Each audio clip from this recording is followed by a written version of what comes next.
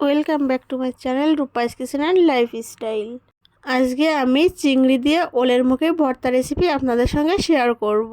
সেজন্য আমি একটি চিংড়ি নিয়ে নিয়েছি। চিংড়িটা ভালো মতো পরিষ্কার করে কেটে নিব। আমার চিংড়ি মাছটা কেটে নেওয়া কমপ্লিট হয়েছে, ভালো মতো পরিষ্কার করে নিয়েছি।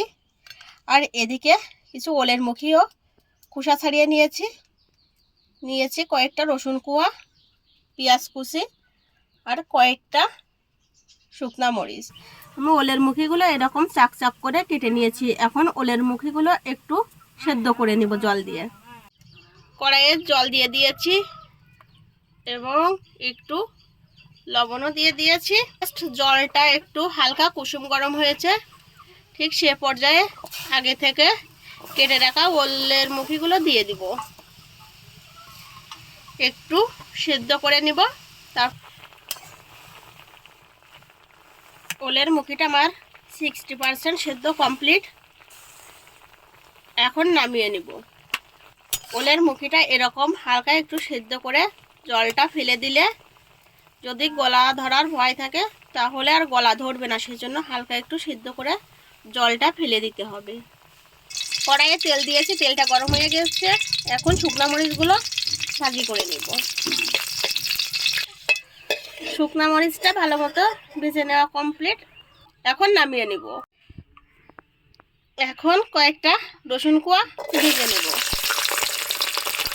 আমার রসুন কোয়াগুলো ভালো মতো ভেজে নেওয়া কমপ্লিট। এখন রসুন কোয়াগুলো নামিয়ে নেব। পেঁয়াজ কুচিগুলো ভাজি করে নেব। পেঁয়াজটা ভালো মতো লাল করে ভাজি করা কমপ্লিট। এখন পেঁয়াজটা নামিয়ে নেব। আমি চিংড়ি মাছটাও ভেজে নেব। একটু লবণ দিয়ে দিব, একটু হলুদ গুঁড়া দিয়ে দিব।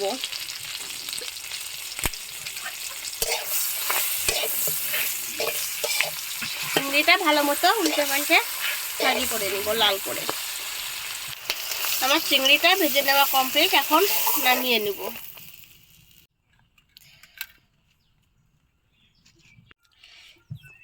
চিংড়ি ভেজে নেওয়া তেলের ভিতরে আমি ওলের মুখিগুলো দিয়ে দিব। একইভাবে আপনারা ওল, কচু কিংবা কচুর মুখি ভর্তা করতে পারেন। এ ভর্তাটা খেতে কিন্তু দারুণ মজার হয়। যারা আমার ইউটিউব চ্যানেলটিকে সাবস্ক্রাইব করেছেন তাদেরকে অসংখ্য ধন্যবাদ। আর যারা এখনো পর্যন্ত আমার ইউটিউব চ্যানেলটিকে সাবস্ক্রাইব করেননি তারা আমার ইউটিউব চ্যানেলটিকে সাবস্ক্রাইব করে বেল আইকন বাটনটিতে ক্লিক করে দিবেন, তাহলে কৃতজ্ঞ থাকব। ওলের মুখিগুলো ভেজে নেওয়া কমপ্লিট। এখন নামিয়ে নিব। সবগুলো উপকরণ ভেজে নেওয়া কমপ্লিট। এখন শিলপাটায় বেটে নিব। প্রথমে রসুন কোয়াগুলো বেটে নিব। রসুন কোয়াগুলো বেটে নেওয়া কমপ্লিট। এখন পেঁয়াজগুলো বেটে নিব। আমি এখানে লাল পেঁয়াজ নিয়েছিলাম, সেজন্য একটু কালো কালো দেখাচ্ছে, বাট পেঁয়াজটা একটু পড়ি নাই। আর পেঁয়াজ ভাজি করার সময় হলুদও দেয় নাই, সেজন্য কালারটা একটু অন্যরকম দেখাচ্ছে। এখন শুকনা মরিচ বেটে নিব। আমার শুকনা মরিচটা বেটে নেওয়া কমপ্লিট। এখন যে ওলের মুখিগুলো ভাজি করে রেখেছিলাম সে ওলের মুখিটাও বেটে নিব। ওলের মুখিটাও বেটে নেওয়া কমপ্লিট। এখন যে চিংড়িটা ভাজি করে রেখেছিলাম সে চিংড়িটা থেকে খোলা ছাড়িয়ে নিব।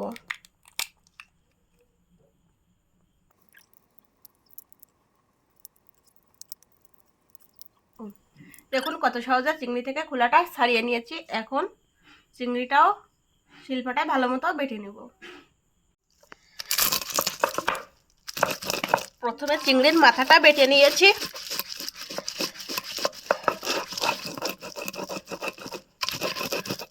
এবার চিংড়িটাও বেটে নেব। চিংড়িটাও বেটে নেওয়া কমপ্লিট। এখন সবগুলো একসঙ্গে ভালো মতো মেখে নেব।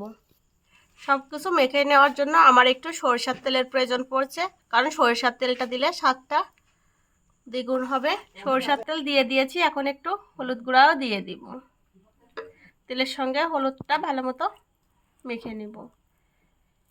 এবার ওলের মুখি, চিংড়ি, শুকনা মরিচ, রসুন ও পেঁয়াজ বাটা সব একসঙ্গে ভালো মতো মেখে নেব। মাখাটা যত ভালো হবে খেতেও কিন্তু ততটাই টেস্ট হবে। আমি এখানে লবণ দিতে ভুলে গিয়েছিলাম, সেজন্য আমি এ পর্যায়ে একটু লবণ দিয়ে দিব। আবারও ভালো মতো মেখে নিব। আমার সবগুলো উপকরণ মেখে নেওয়া কমপ্লিট। এখন এটা গরম গরম ভাতের সঙ্গে পরিবেশন করার জন্য পুরোপুরি রেডি। একটি প্লেটে ভর্তাটি উঠিয়ে নিব। আমার রেসিপিটি ভালো লেগে থাকলে বাড়িতে অবশ্যই একবার হলেও বানাবেন, আর কেমন হলো তা আমাকে কমেন্টে জানাবেন।